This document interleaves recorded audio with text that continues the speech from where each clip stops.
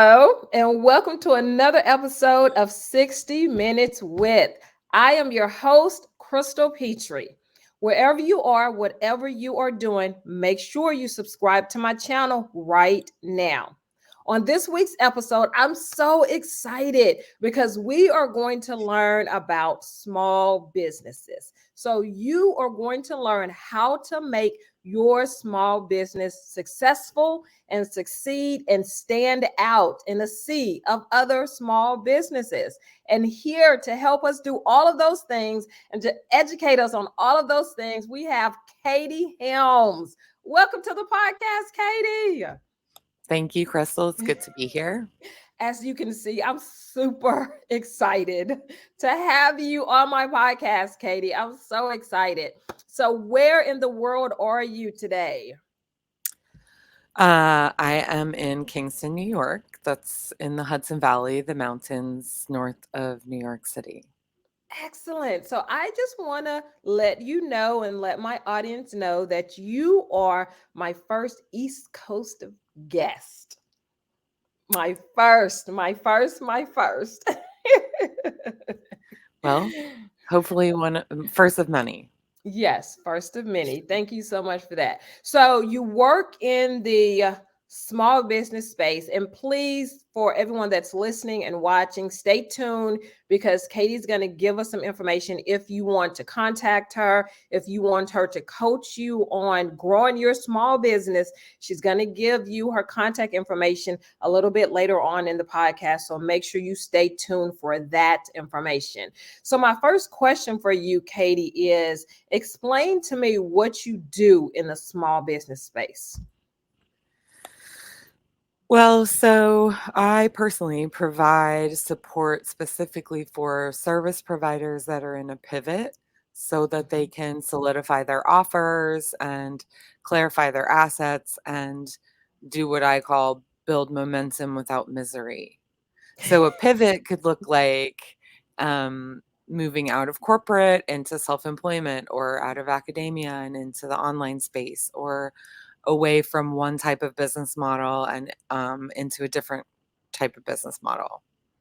Okay, so what was that phrase you used again? From misery into Yeah, build momentum without misery. okay, build momentum without misery. Explain that to us, please.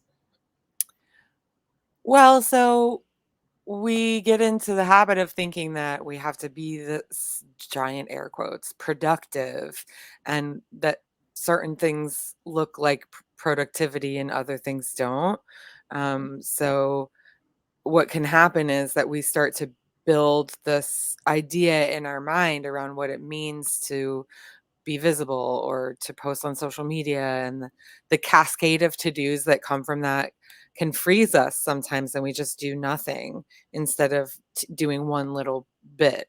So I'm saying we can build momentum so that we like don't lose our progress even if we have to take a week off because our kid has a stomach flu or we're going to go on vacation or our team has covid and can't come to work or whatever it is, that we don't lose our momentum and that we can in fact keep momentum and keep going and stay with the flow of things without being miserable. So Is find that oh, go ahead. no, so find momentum without misery, right? Because we want to keep moving forward towards our big goals and Right. not suffer in the process. Is that more of a female trait you would think? Because as you were explaining that, I completely saw myself and felt that, okay, I had actually been doing that. And sometimes I have thought that way. Is that a female trait or do men go through that as well? When you say that, what is that? that thinking that thinking like you always have to be on, you always have to be posting on social media, you shouldn't take a day off if your kid gets sick. I I mean, I don't know whether it's useful even to break things down as far as male traits and female traits. Mhm. I think, we certainly are socialized to take on certain roles. And I, I do know that in a room full of men talking about what entrepreneurship or building small business is like, very rarely are they going to bring their parenting struggles into that conversation. Um, but I think that has more to do with culture than gender. Yeah, I agree. I agree. Can you give us the definition or your definition of small business? Well, so I saw this in your list of questions, and Mhm. I had to laugh at myself, or I had to sort of laugh because, um, in my understanding, a small business is any business that's making less than 1 million a year, Okay. which was shocking when I found that out because I was like, come again? Less than Right. how much now? Yes. Uh, so I went poking around and asked my friend Google and looked around at the Small Business Association and just was sort of looking at, well, what actually is technically a small business. And so what I learned from the Small Business Association is that, um, to be considered a small business, a company must be a for-profit business with any legal structure. So for profit, independently owned and operated, not nationally dominant in its field. So Okay. those are the 3 requirements for small business. And what about the $1 million thing? Did they say anything about that? No, but, you know, I guess they were not talking about income necessarily. Right. So technically, by the SBA, Small Business Association's definition, would a nonprofit organization be considered a small business? No, It would not, regardless to how many staff or if it's just one person, it would not be considered a small business. not by this definition, because this definition is for profit, a for-profit business. What? I did not know that. Well, a nonprofit still is going to have, many of the same traits and Yes. structures as a small business, Yes. but but according to the SBA, it has to be for profit to be technically defined as small business. Okay. What? I'm not a tax attorney, nor am I any sort of lawyer, so Absolutely. I cannot give legal or tax advice to anyone. Absolutely. Um, We yeah. are we're 8 minutes into this podcast and already learning something that we did not know. Okay. So, how does someone start a small business? I know it's a broad question. So it depends on a lot of factors, right? Okay. That's an enormous question that alone we could do like a 6 episode conversation about. Yes. So I would start by Googling for requirements in your state where you live Okay. and looking at the government resources like the sba.gov/business guide. They have this article called 10 Steps to Start Your Business. I can give you the link to put in the show notes. Okay, please do that. And I'll make sure and put that in the description box. And so anyone who wants that information can click and get that. Do you see it if I put it in the studio chat Yes, on yes. And I'll StreamYard? put it on the ticker. Okay, I see it. I'll put it Okay. on the ticker for everyone right now. Right. And so you asked me, how does someone start a small business? Well, I mean, usually it's by accident is how they do it. Okay. Right? Like I had to feed my family and I couldn't get hired. And so I had to figure something out, Little Yes. did I know that it was like really not glamorous and it's a lot of hard work and long hours with little recognition and almost no community. Right. Right. All of those things. Why would, following up on that excellent explanation, why would someone want to start a small business? Well, there's dozens of reasons for this. And the teacher in me wants to be like, well, Crystal, that's an excellent question. What do you think? Why would someone want to start a business? Um, Maybe they're not able to find work in the corporate sector, or Okay. maybe they're chronically ill and they can't comply with workplace requirements. Maybe they need to be able to, work from midnight to 3 a.m. on the days when they don't have to take the kids to the bus stop, or Right. right? Like Right. whatever way they need their job to fit into their life, instead of having to squeeze their life in between days of working their job for putting money in someone else's pockets. Hmm. Maybe you start a small business because you don't need to generate an income and you can do it as a hobby and not have to be hustling. Right. Maybe Right. they wanna create lasting legacy and generational wealth, and they're clear that they won't be able to do that within the structures they currently operate in. Okay. Okay. So if someone wants to start a small business for any of the reasons that you just listed off, Katie, or even reasons that you did not list off, what would you think is the first thing that they need to do? Yeah, I had a good I was glad that I looked at these questions before we got on air, because I cackled out loud, just a bull-faced laugh when I saw this, because my best advice is talk to someone who has started a small business and ask a lot of Okay. questions about what the time and effort and money input was versus the output for the first 5 years. And then think really long and hard about how badly you still want to do the thing, how much stability you need in the meantime, how much rejection sensitive reactivity you have, and then get really, really honest about what your resources and your desires are. And then check in with a trusted business bestie and ask them to talk you out of it. I did not expect you to say that. And after that, if you still want to do it, then start with researching on the SBA and start talking to local business organizations or small business support organizations in your area.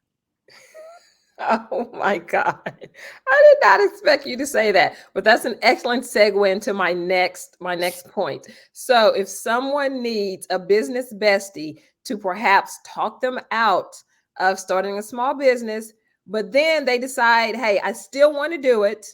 Then they need someone to walk them through the steps of starting a small business. Katie, how can they get in touch with you to do all the things for them? Um, how can they get in touch with me to do? I'm not going to do all of those things for them, first of all. Correct. However, they could get in touch with me to ask me based on what their industry is and where they Mhm. are, and how much time and resources they have. I could definitely put them in touch with someone who I think could be a good fit for them. Okay. Right. Cause like, I'm not going to just blanket say, I'm the coach for you. Cause I'm an acquired taste like coffee or beer, Or tea. cod liver oil. Um, I I can be reached on Instagram at Katie Helms underscore consulting. Also, you can send me an email, hello at katiehelms.com. And I'll Perfect. put it in the chat for you so that you have the spelling. Yes. And I will put that on our ticker that's currently going below.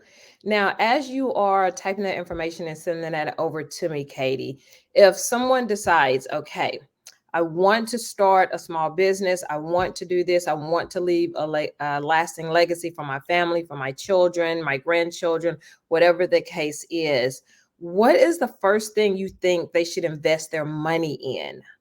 Should it be a website? Should it be social media? QuickBooks? What is that looking like? This is a really complicated question. It really, Okay. really depends. And I'm not trying to be evasive here. It really depends on what their business is. There's no blanket right answer here.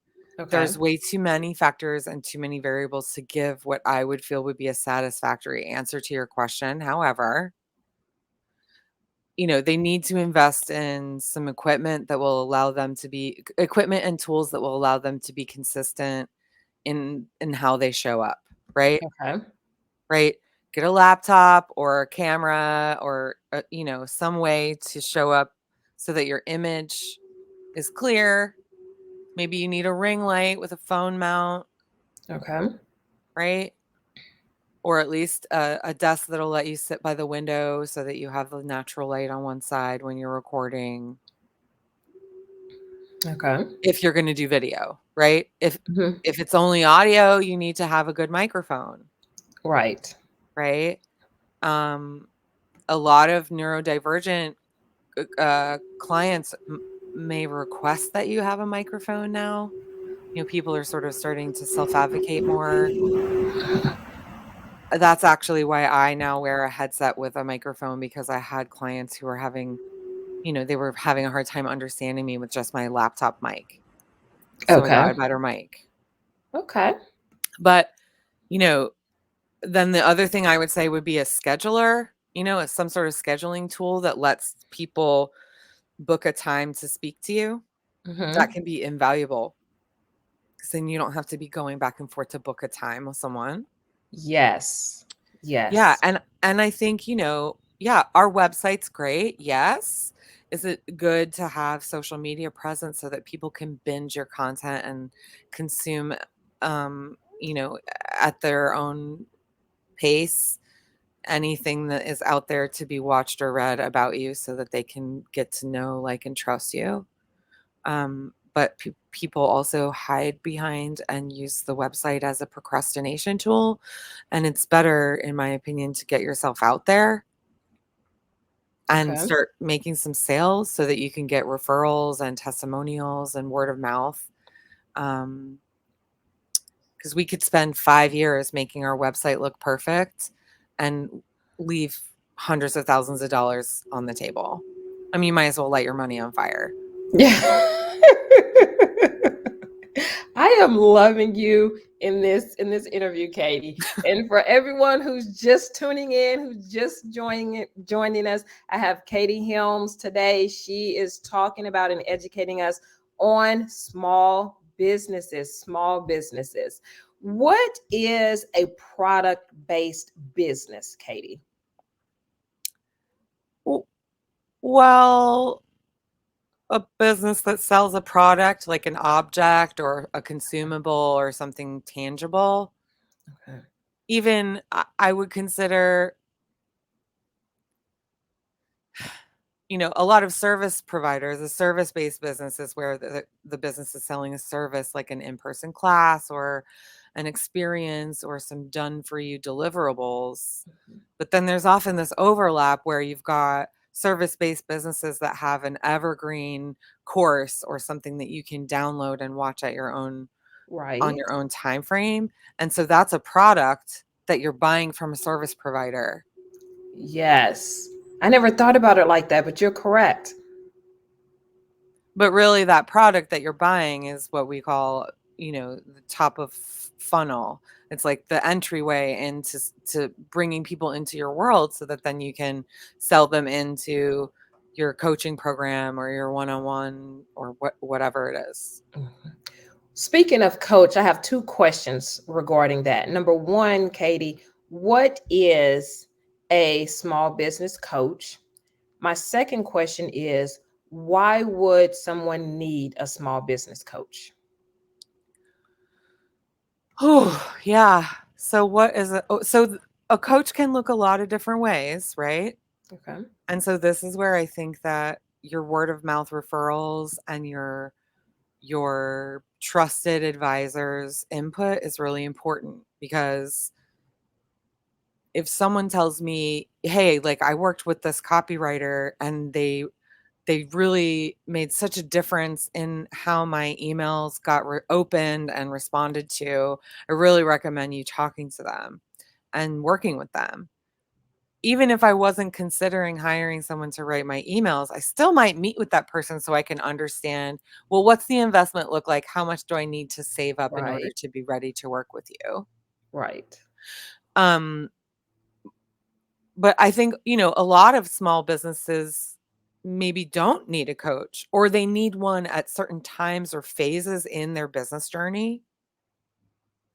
Other small businesses might need a coach to help them save time and avoid having to figure out everything for themselves at every turn, Mm-hmm. right?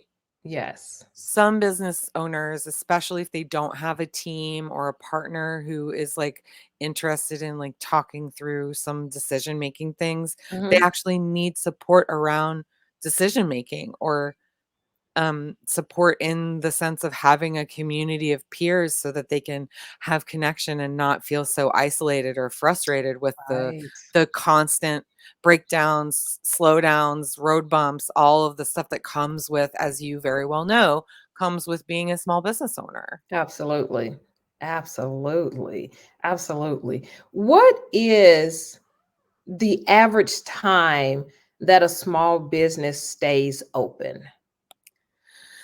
That's really dependent, I think, on the industry. I would ask your friend Google for input on your specific type of business in Okay. your area for that kind of data, Mm-hmm. right? I mean, we know that like a restaurant, for example, doesn't usually start making profit until after the fifth year.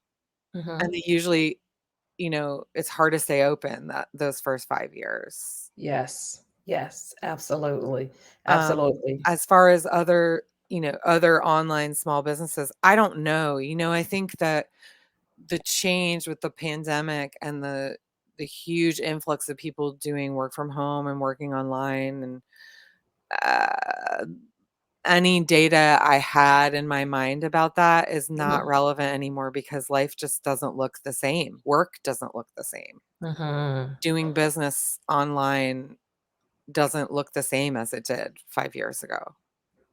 Can you give me some examples or some reasons why small businesses fail? The single reason I would say is that capitalism is built to crush the little guys. Okay. Business ownership is not for the faint of heart. It's, it's not long days at the pool and au pairs right from the start. Not at all. No, you got to hustle. And right, Yes. the issue for me that I see for a lot, or the issue in my opinion that I see for a lot of people, is this idea that if you're like grinding and hustling to get where you want to be, then you'll have to grind and hustle to stay at that level. Right. But we don't I actually. never that okay, that is, and I apologize for interrupting you, Katie, but that is just like an aha moment, as Oprah would say, because people, they're working hard, they're grinding, the late nights, the early mornings to get to wherever, this mountaintop is in their head, like what that looks like, what that feels like. But then you still have to continue that grind. You still have to work hard to stay there. And most people just think about getting there, but then they don't think about what it takes to stay there. Yeah, so this is where I really encourage people to build a business that actually supports them in a regenerative way, not just sustainable. Lots of people like to talk about sustainable business practice. And that's where I want to, the word nerd in me wants to pull out the dictionary and be like, so sustainable means it can keep going until it breaks and doesn't work anymore. That's not really what I want to do in my business. I don't want to Mhm. keep going until I break. I want to make a business that actually feeds myself, my soul, my business. I want my business to feed my life, and Yes. I don't see myself as having a work life and a personal life. I'm one being with a life. Mhm. And I want my business to support me in my humanity and in my ability to show up for people and with people in a healing way. Yes, yes. Okay, so on the same topic, just on the other side of the coin, what are some things that small business owners do that cause them to be successful? Well, determination and confidence, I think, are really it, right? Mm-hmm. To treat doing your business like an experiment and being willing to go back and do it over and over, like try different things until it works. The way that a toddler learns to walk, they fall down a lot and we cheer for them, right? Mm-hmm. They fall down and we're like, "Yay, good job." But then we fall down in our business and we're like, "Oh, I'm a failure. I should just quit." Yes. Like, no, get back up and try again. Try a different way. Do it a little bit different, like who did you yeah. So I don't know when we make that switch, but we really need to celebrate our failures. There is a business owner. Her name is Jessica. I don't know how to pronounce her last name, but she runs the Failure Ball. And this is where like the freelance failure ball. So the freelancers come together to celebrate all of the glorious failures that they made in the year. It's a brilliant concept. What? Um, I got off track. Oh, right. So we need to also be confident that even if that thing didn't work, the next thing could very well work. Right, Mm-hmm. there's a story I tell my clients a lot, like WD-40, everybody knows what that is. You have it in your house probably, right? You might Right. have one in the car, one in the garage, one in the kitchen. Who knows? You probably have more than one in your home. WD-40 is a common household thing. Well, so it's called WD-40 because it's water deterrent number 40. So that and they were naming the formulas, right? So they didn't stop at 35. It's not called WD-35. It's called WD-40 because after the 39th failure, they tried again and the 40th one worked. I did not know that. Is that why it's called WD-40? So I'm told. Who knows? I love the story. It's a good story regardless. Yes. Yes. Right? So like don't be the one who stops at 39. I Like let's go know. to 40 and yeah, and Oh make it my work for us. goodness. Okay, so what are, and not that these mistakes will necessarily lead to failure. Okay, before I even get to that question, I just want to say, Katie, again, Katie is joining us on the podcast today. She is talking about small business and educating us on how to make our small business succeed. But you have been dropping so many gems on this podcast already. When you were talking about how when children and babies, when they fail, we cheer them on, we encourage them until they get it right, and then we still encourage them beyond that. But at some point in time, when high school or college or whenever that switch flips, when you fail, there's no more cheering, there's no more encouraging, there's no more get back up, you can do this, I'm going to be with you the entire time, the entire way. That falls by the wayside. We really do need to be in communities where it's safe for us to talk about the ways that we failed Yes. so that we can learn from Yes. them. Yes. Oh my God. That was such a gem. That was such a gem. Okay. So, my next question for you is, not that mistakes lead to failure, but what are some top mistakes or commonly made mistakes that small businesses do? So I think this is, again, super dependent upon the person, the industry, the clientele, the season of life, even. Okay.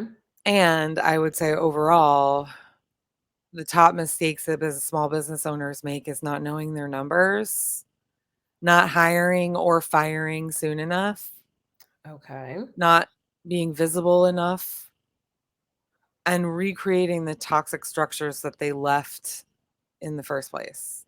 Okay. Now, when you say numbers, not knowing their numbers, expound on that for me. So, how much are you spending? How much are you making? What are all those subscriptions costing you, right? Like, how much are you setting aside and paying for your quarterly taxes? How much is it costing you to um, continue to buy courses that you don't implement? Yes. That's more of a return on investment question, not like a know your numbers thing.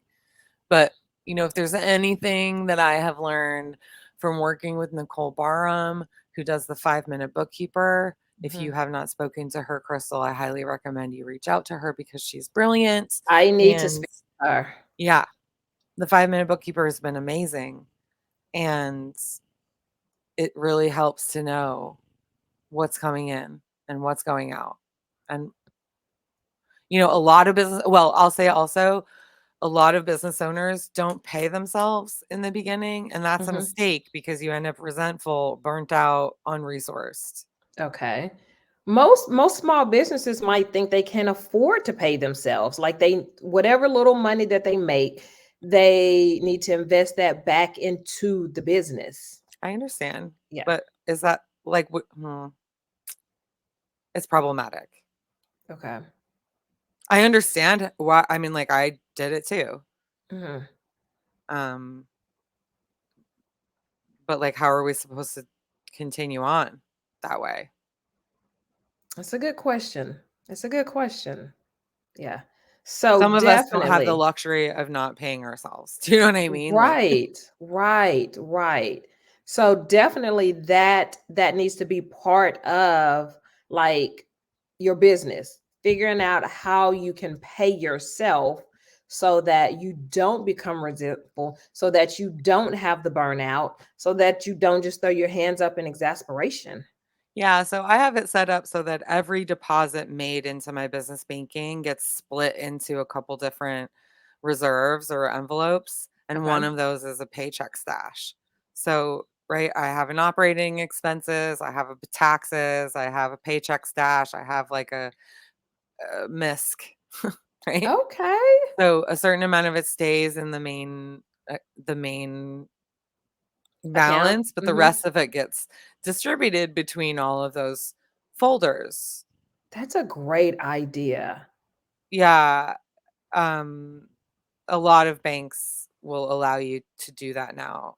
I use an online business banking that I really love. Hmm. Um, yeah, it's called Novo.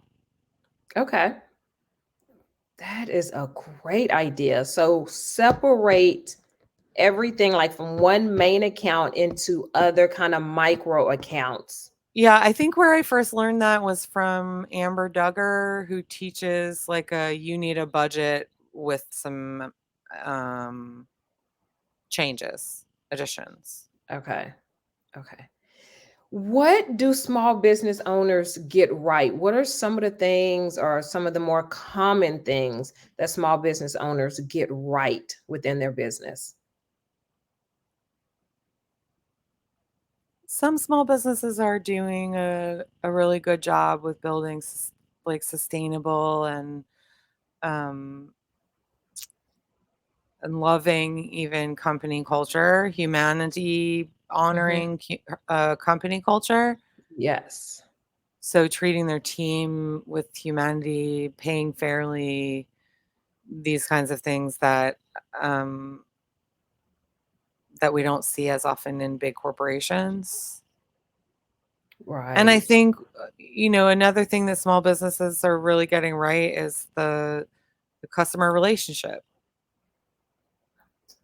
Absolutely. Absolutely. And I feel like small business owners, it lends itself more to being able to cultivate those customer relationships than like some massive, big box brand does.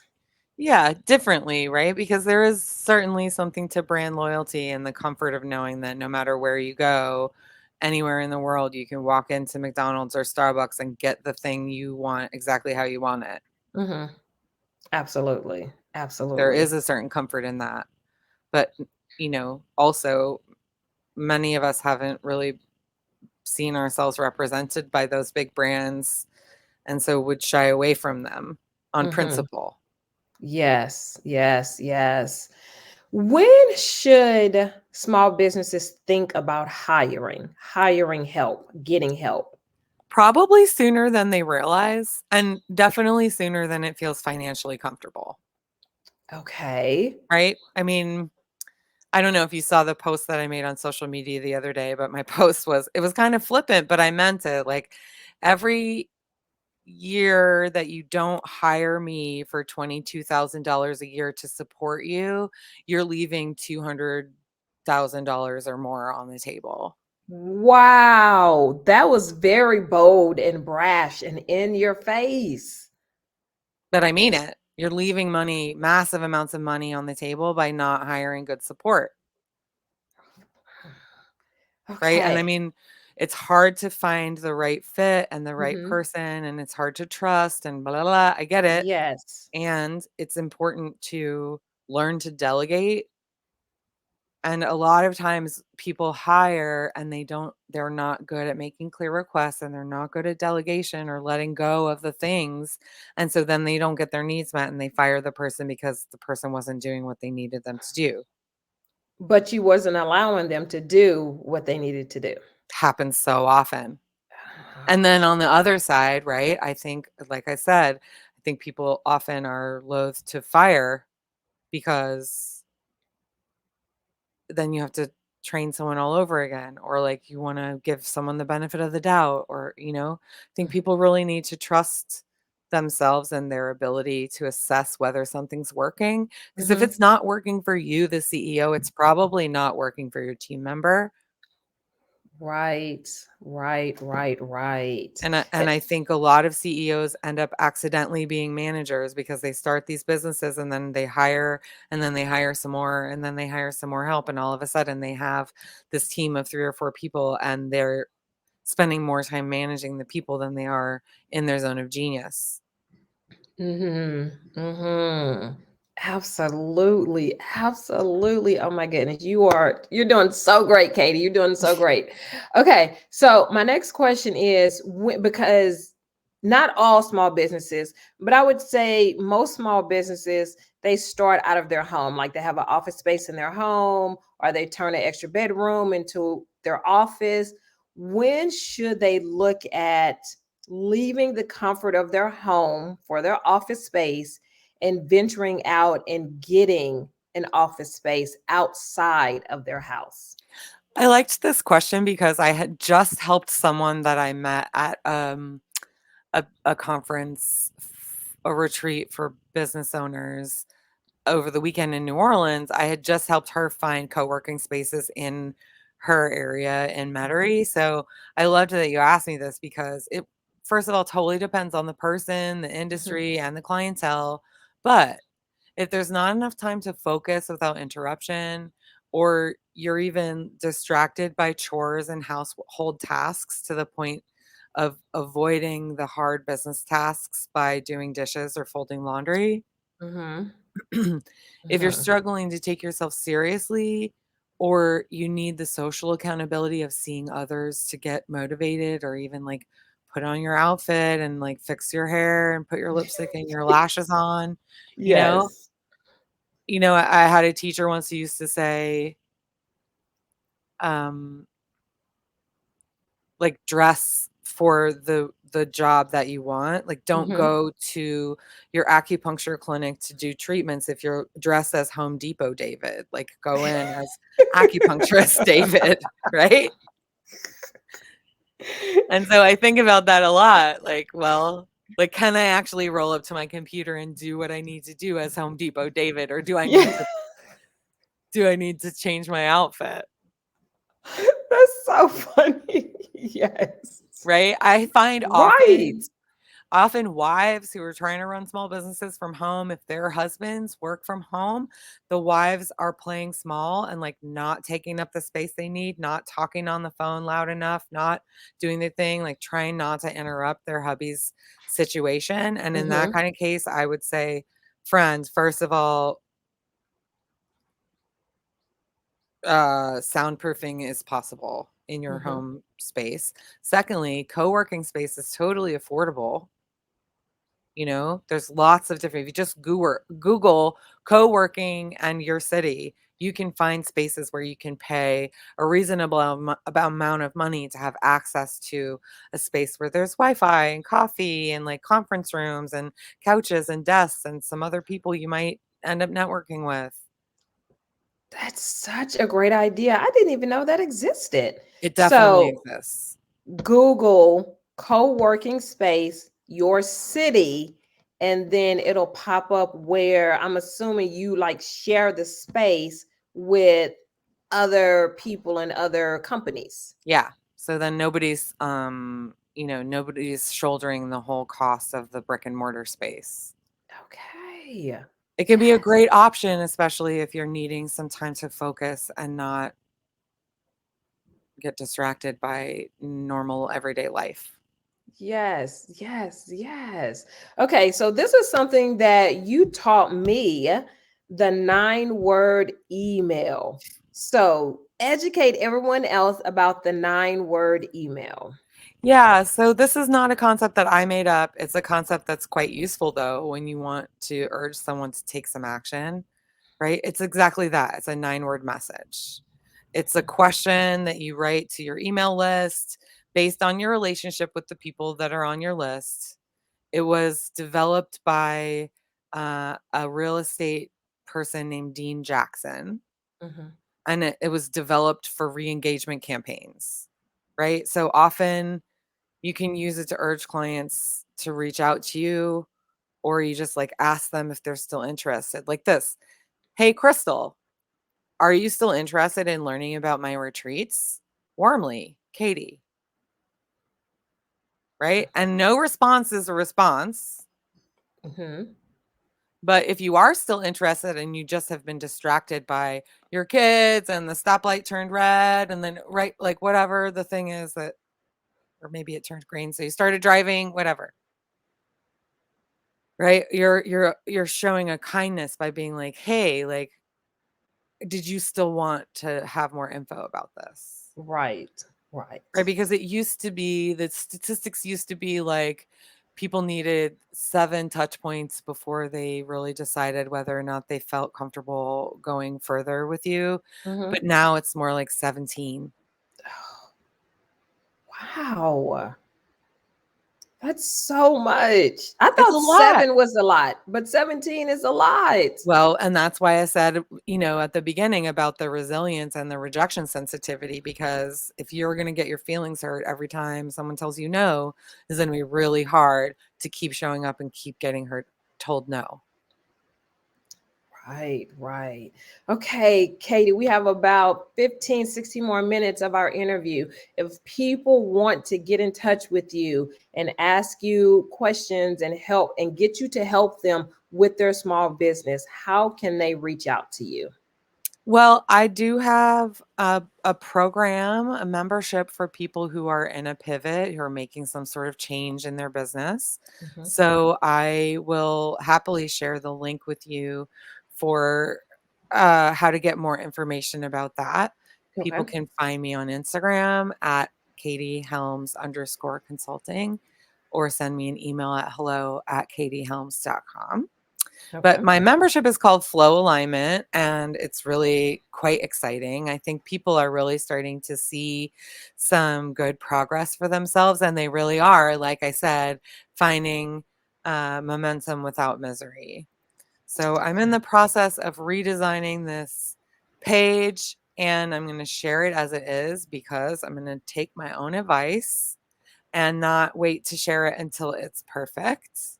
Um, the copy that's on this existing page is not exactly the messaging that I'm using right now about the service providers that are in transition, but you Mhm. still might see yourself reflected there.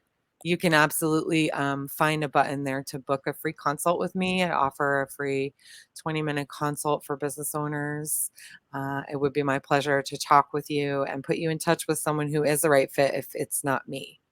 Okay, excellent. And I have all of that information scrolling at the bottom. So just to recap really quick, if you want to email Katie, that's at hello@katiehelms.com. On Instagram, on IG, she's at katiehelms _consulting. And then if you want to hop on and get some coaching from her, all of that is scrolling at the bottom. I'll also put it in the description box below so people can click on those links and reach out to you. So, a few more questions. How does emotion affect the success or the failure of small business? Well, I think it depends a lot on the work that you've done on yourself around anger or reactivity, processing your emotions, and being able to really accurately assess your danger versus safety in any given moment. It depends a lot on what your industry is and who your clients are. But I would say, in general, our emotions can sometimes hijack our bodies. And if we're not paying attention to the body and the signals it's giving us, then we can get ourselves into some tricky situations and say or do things that are not actually aligned with our intentions. Mhm. What would you say, Katie, is your personal intention in the small business space? I want to support the people who feel uncoachable or like the traditional formats don't apply to them. Okay. My intention is to help people really find that momentum and learn to maintain it and learn to listen to their bodies and be well while they're making more money. And Yeah. while they're making more money than they Yes. feel comfortable discussing in public, Yes. right? Yes. I want to help people normalize. I want to specifically help typically female, menopausal, neurodivergent women feel comfortable making just obscene amounts of money. Yes. Yes. Yes. When you say neurodivergent, what does that mean? Well, there's lots of different neurotypes. I think our culture is biased towards what most people call neurotypical, Mhm. meaning, Or you're able NT? NT, right? Mhm. Neurotypical. So neurodivergent would be anything that's not classified as NT. And so that could be a lot of things. That could be you have ADHD, you could have autism, you could have what people are now calling ADHD, right? Like autism and ADHD. Okay. You could have sensory processing stuff. You could even, I would suggest that chronic pain causes changes, permanent changes in the brain. And so that might even make you be considered neurodivergent. I'm not a doctor or even a nurse. I could be full of it. I don't know. But she's honest. If she's Right? honest, yes. But I do know that dealing with these sort of chronic mental health stuff can make it hard to show up for like a giant air quotes capital R real job. Mhm. Mhm. Uh I certainly cannot maintain a quote unquote real job because I need to be able to be in charge of when I can go to the bathroom and what time I can Right. show up to my desk and, Right. all of these things that as an adult, I feel should be up to me. Right. Right. I I totally shouldn't need a agree. doctor's note or have to wear, adult diapers to sit at a desk. Like, that shouldn't be part of the conversation. I absolutely agree. Absolutely agree. What characteristics do you think make a good business owner, a good small business owner? Hmm. Resilience, Definitely. creativity, Mhm. determination. Right? I tell sometimes my clients, and I do not want to be offensive here, but I sometimes tell my clients, just behave like a grievously average, white, straight, able-bodied man. But, like, not even an excellent one, just, like, grievously average one, Yes, yes. right? So, the characteristics, I mean, your willingness to experiment and to fail over and over until you don't.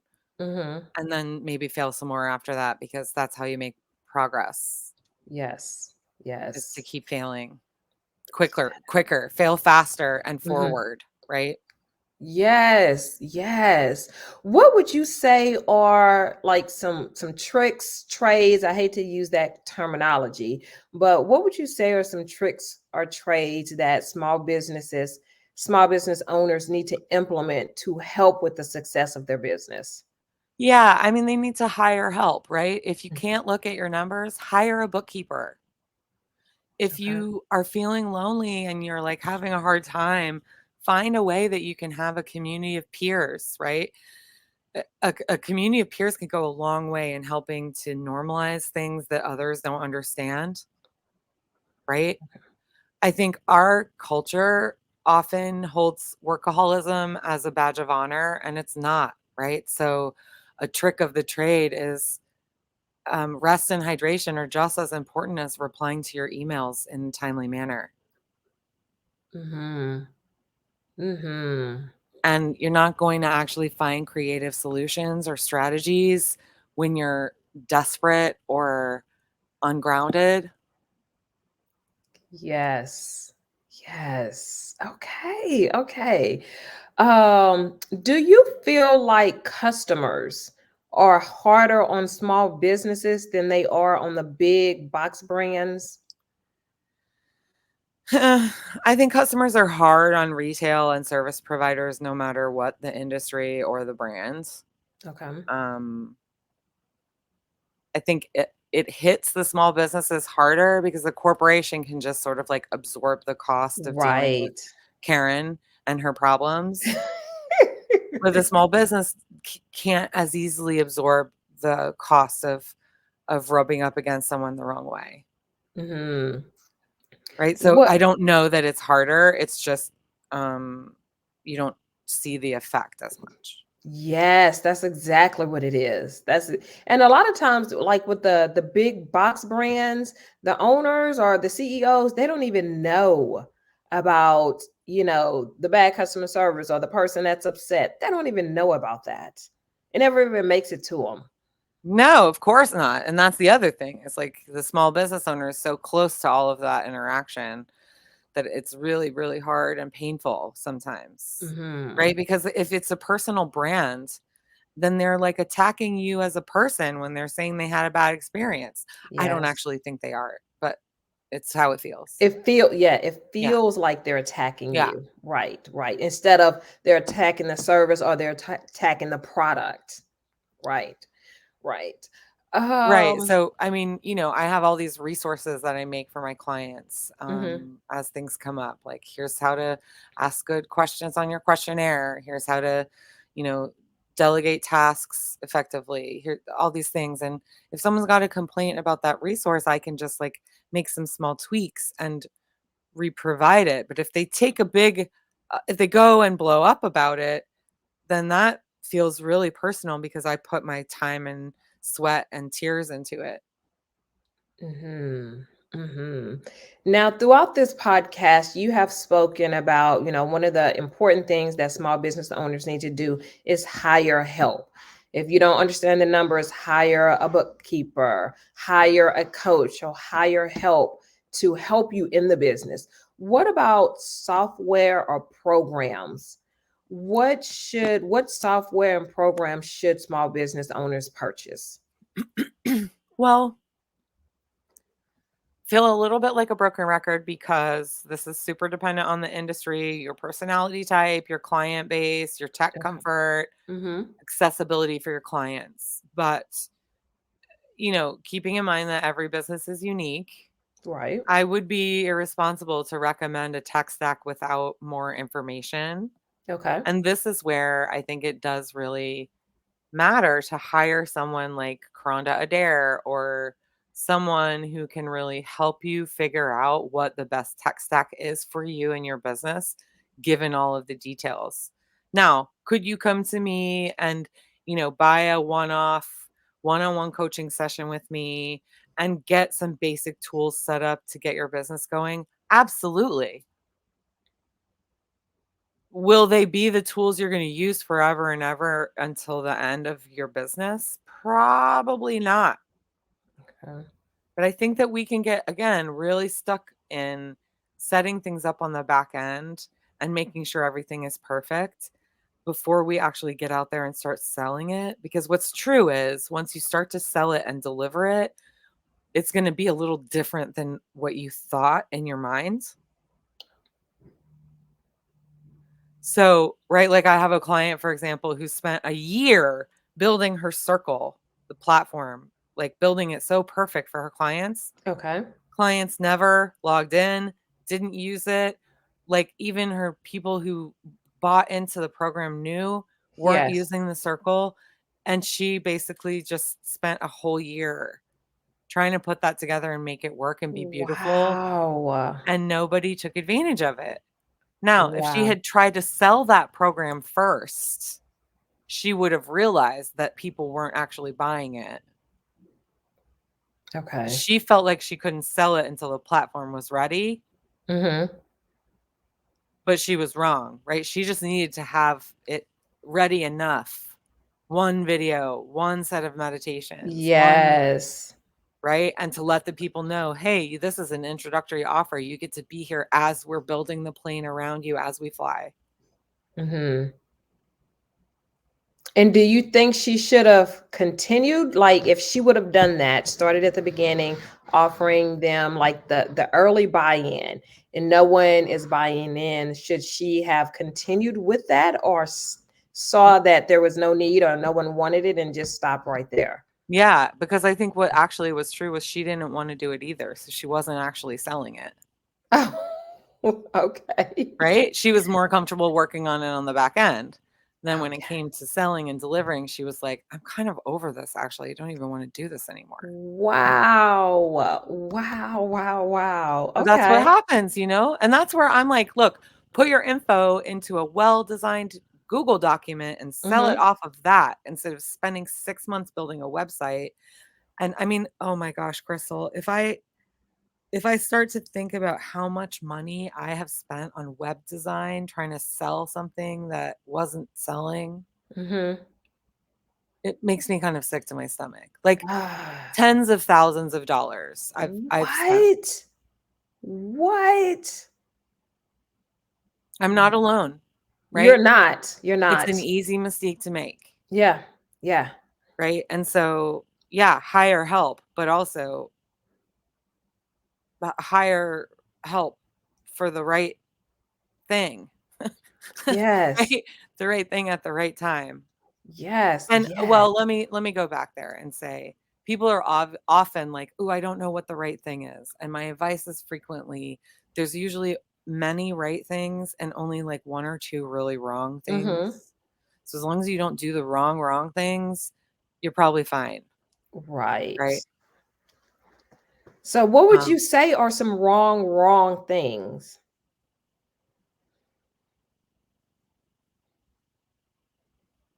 I mean, breaking the law, underpaying people. Like, could you hire someone in the Philippines and pay them $3 an hour to build your website? Yes, but that is wrong,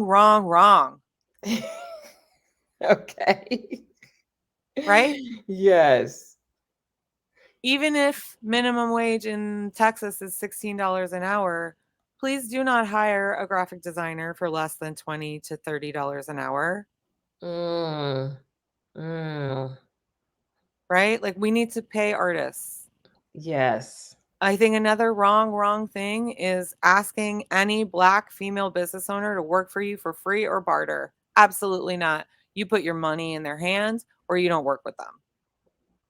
And I will say yes, yes, yes to that. Yes, yes, yes to that, Katie. Mhm.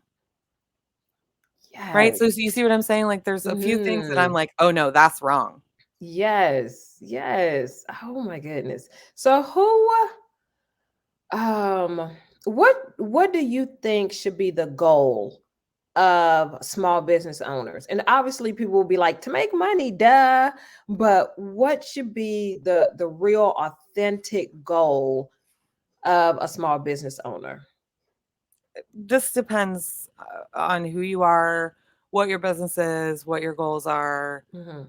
right? I don't think that I can. First of all, I would be very you would be hard pressed to find me say you should anything because I believe Okay. strongly that we shouldn't should on ourselves. Okay.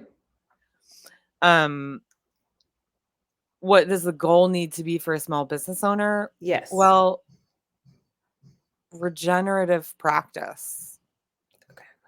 And what does that mean? putting things into practice that feed you and your business, feed the health of your business, Okay. right? Like if your team is happy, they will be your business cards. If your clientele is actually transformed after working with you, they will also be your business cards. Yes. Yes.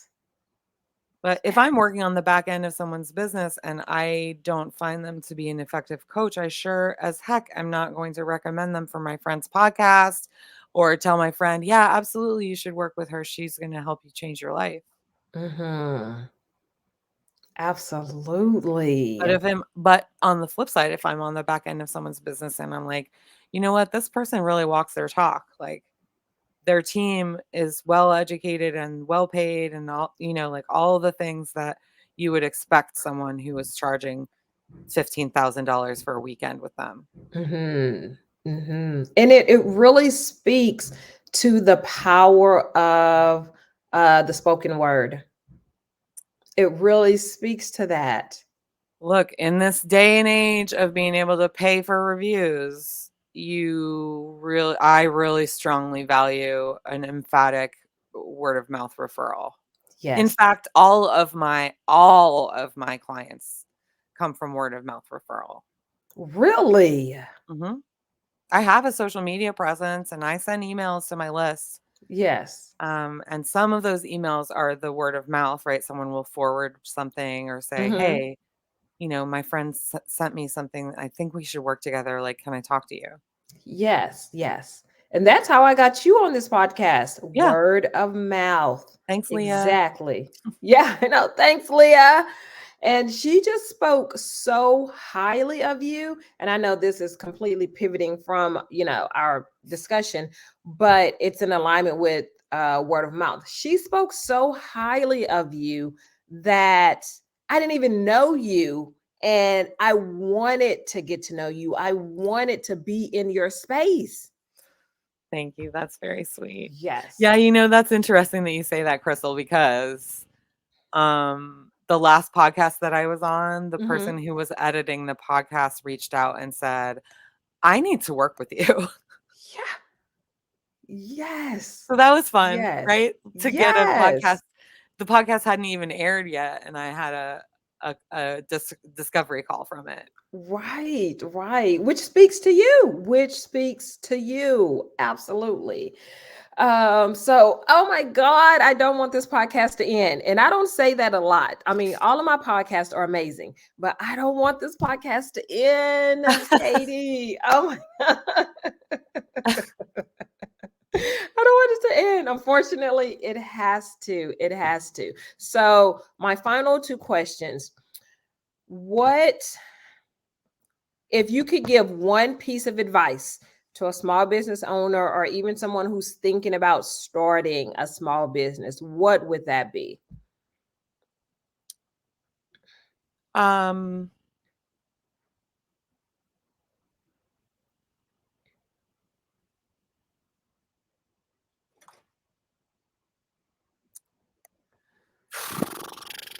what would it be? Know your numbers, Mhm, pay yourself. mhm. Time is made up, so it isn't a thing that can be managed. Okay. Okay. I like all three of those. All three of those. My final question for you, Katie. Who do you think would make a great guest on the podcast, but you have to help me get them on? Yeah. Ooh, one other piece of advice is Oh. hire support from people who've gotten other people where you want to be, right? Yes. Not people who look like they're where you want to be, but people who've supported others to where you want to be. Okay. And Yes. then my answer Okay. to who I think would make a great guest on your podcast would be Chevy Mack. And I will send you her contact info. The one that I found on Instagram is clearly not her her current one. So Okay. Let me just say that I love the name Chevy Mac. I Yeah. love the name. Yes, Yeah, yes. so she's a leadership and business operations expert. Okay. She works specifically with women executives to get out of their daily operations and more into their zone of genius. So I think she would actually be a really good piggyback onto this conversation. Yes, she absolutely would be. I just put her Absolutely. LinkedIn profile in the chat for you, Crystal, Okay, and I'll perfect. let her And know I that I gave you her name. Okay, and I will definitely reach out to her. But thank you so much, Katie, for sitting down and agreeing and saying yes to being a guest on my podcast. I appreciate it, and I appreciate you so much. You dropped so many gems on this podcast. For everyone that is listening, go back and listen and watch it again to make sure you don't miss anything that Katie said. It was amazing. Your information was amazing. Thank you so much. I really appreciate it. It was great to talk with you. I'm grateful Yes, for the time. Um, absolutely. the last link that I'll drop in this chat for you, Crystal, is the direct link to people if they would like to book a free consult. Yes, send that, send that. And I will make sure all of the links that you are sending, I will make sure and put that in our description box so they could just click on it and go straight to you and contact you straight away. And I highly, highly recommend Katie. I highly, highly recommend her. But have a great day in New York and a great weekend in New York, Katie. Again, thank you so much for being a guest on my podcast. And we definitely will be in touch. Absolutely. I hope so, Crystal. I'd love to see you in my program, and I hope you have a very happy holiday. Thank you so much. And for everyone that's listening, watching, and learning, you can get Katie's podcast on YouTube and Apple Podcasts, along with all of my other podcasts on YouTube Podcasts and Apple Podcasts. And remember, you always have time to listen and learn on the go.